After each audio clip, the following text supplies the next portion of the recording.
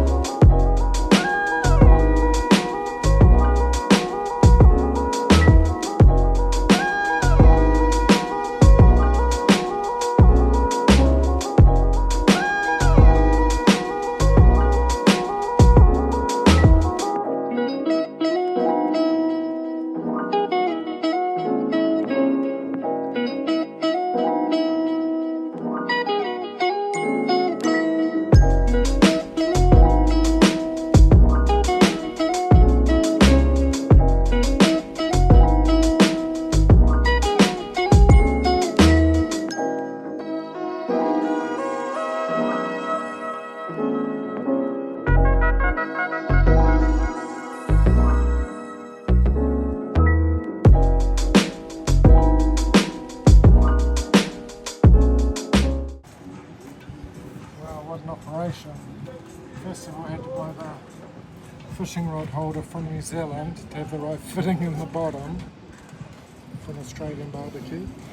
Then try and balance all of this without it going in the water and get it at the right angle as best I can, including this corner here, so that it sits flat. It's still not sitting flat, but for the life of me, that's the best I can do. Anyway, for now it's there. It needs to be still wobbling around. It needs to be attached better.